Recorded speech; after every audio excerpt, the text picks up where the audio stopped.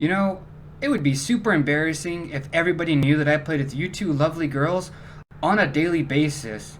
I wouldn't be worried about that too much, VNNCZ3, with all the war that's going around in Kingdom 4. Oh yeah? What do you think, Elsa? I just think you need to let it go. Either way, bring in for a hug, shall we? Let me just... Wait a second, am I recording? What's going on, y'all? VNNCZ3 here, and I'm here to bring you a hero review of Soul Forger. Play that shit.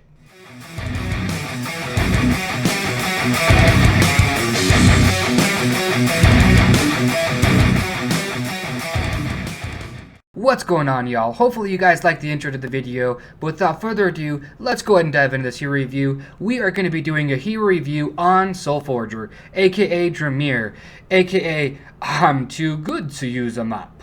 That's right, this guy gets lost, no joke. Let's go ahead and read his background, shall we? I shape the world with my hammer, Dramir. Dramir delights in parties and fashioning beautiful artifacts out of scraps, and so the dwarfs called him Soul Forger. Despite his remarkable skills, Dramir has a poor sense of direction. He seldom leaves his kingdom for fear of getting lost. Straight up, all I'm saying here, take the helmet off and you can see a lot better. First, it kind of looks like he's trying to mimic too much of the Hobbit. I forget what the dwarf's name was. Let me know in the comments, would you? Because he has a shield on his back and he's not using it. And this is supposed to be a hammer that he's wielding and not a big fucking axe. But anyways, that's besides the point. Let's take a peek at some of his gear here. And as you can see, it's a bunch of like defense gear, HP, more defense and HP.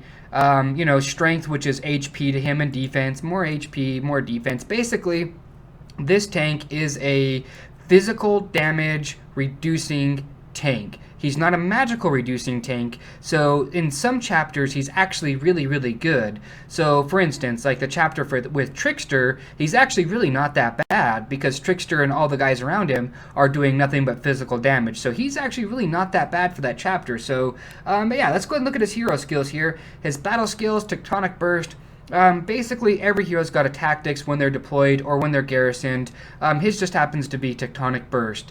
The gold supply management, on the other hand, this is an administrative skill. He provides this whenever he is basically owned. You don't got to do anything with him. You don't have to put him in a garrison. You don't have to put him as a leader. He will give this to you passively no matter what. As long as he's owned, like you actually own the hero, and that he's not captured. Those are the only two stipulations.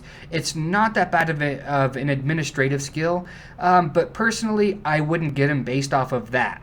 I really wouldn't get him based off of the trap defense boost either, even though it does give you up to a 75% bonus. That's pretty sweet, but the walls in this game are so easy to break down. That's the super unfortunate part. The infantry attack boost, it's it's all right. I mean, like I said, I wouldn't get him for his battle skills. I just don't have an appreciation for those. Let's go ahead and take a peek at his hero skills. Let's look at his ultimate, Whirl Smash. Waves the hammer, it says hammer by the way, in a spiraling motion, dealing damage to all enemies in a large area, inflicting vulnerable for 3 seconds for 5 seconds. So he's going to swirl, he's going to like whirl around for 3 full seconds, and he's going to give the vulnerable for 5 seconds total.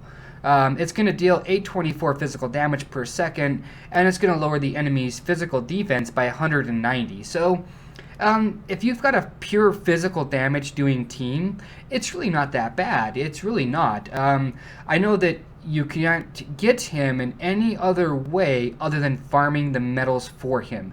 Now, me personally, I don't have him on my main account. I'm actually on my Taiwan account, and so I actually did farm the medals. And, realistically, I wouldn't get him based off of either of the things I've mentioned. It's just not wowing me. There's so many different tanks that are just so much better. But don't get me wrong, this is an extremely tanky tank. He just doesn't excel in damage, support, or any of those other things, okay? But let's go ahead and look at this ability here. Deep Impact slams the target with mighty swings, and it says mighty swings, plural, and it's only one hit, by the way.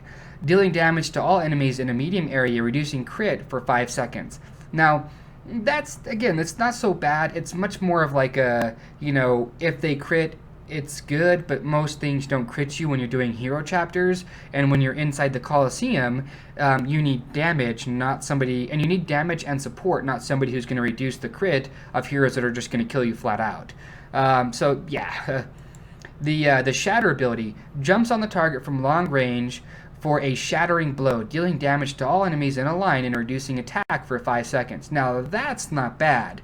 I really wish that they would update this hero to make the attack reduction a severe amount. I'm talking like 500, 600, attack reduction, because just based off of all the skills I've read so far, he's just not worth getting, guys. I will be showing you guys some gameplay with him so you guys can make up your own mind. But this is kind of where he starts to get good. The Iron Body, it's going, like, physical defense, this, the 205 physical defense he gets, that's a really big number, guys. It really is. Most heroes don't even have, like, 300 defense, let alone, 500, 600, and 700. Most heroes don't have that kind of defense. So like I said, he's much more of a physical damage tank than anything else. So let's look at some of his stats, shall we?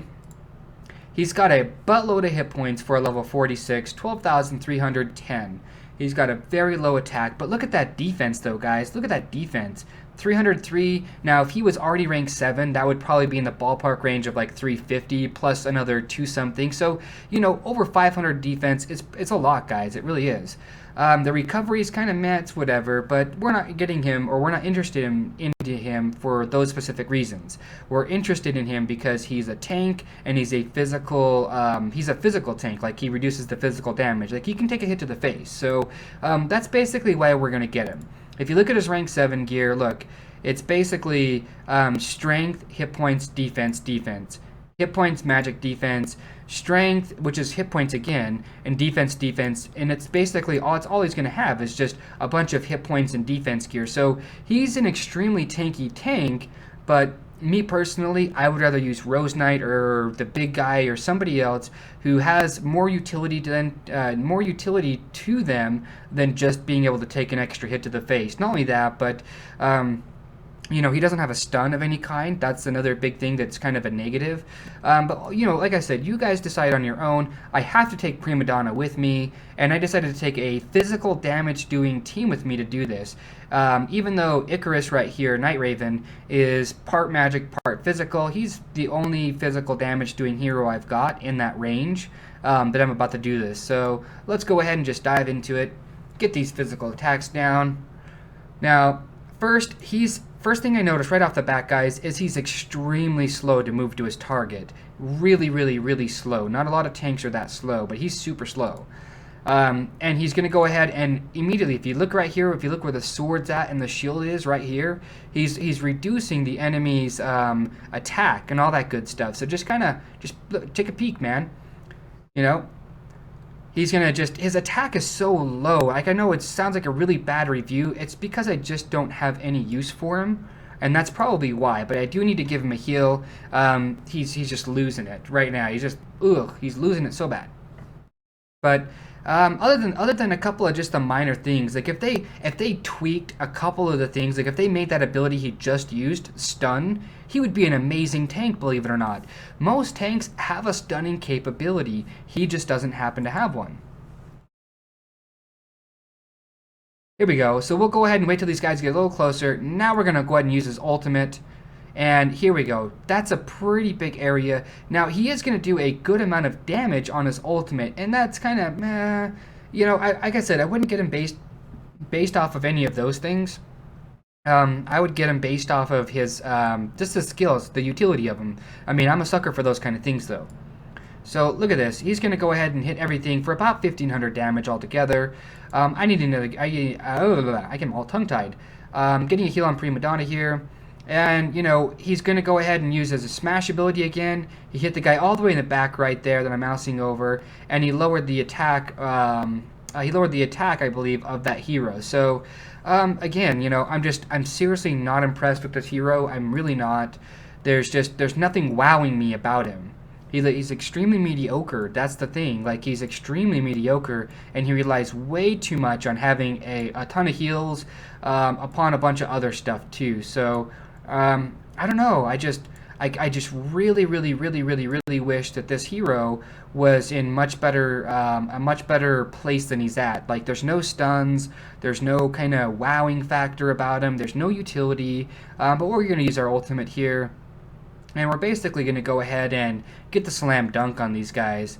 And look at this. That lady right there, the fish lady, just used her ultimate. Now, if Soulforger had a stunning capability, I could have stopped that ultimate. But he doesn't.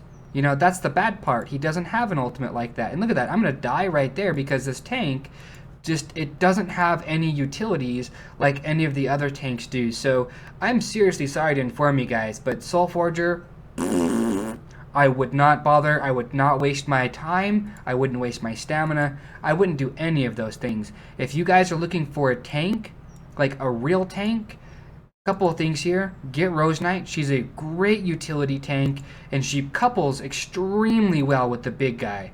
I would really highly recommend pairing those two together, just because of the big guy's damage reduction and the Rose Knight heal. But anyways, guys, again, I'm super sorry for having such a negative hero review, but the guy's ass, and I can't believe I spent the stamina to get him.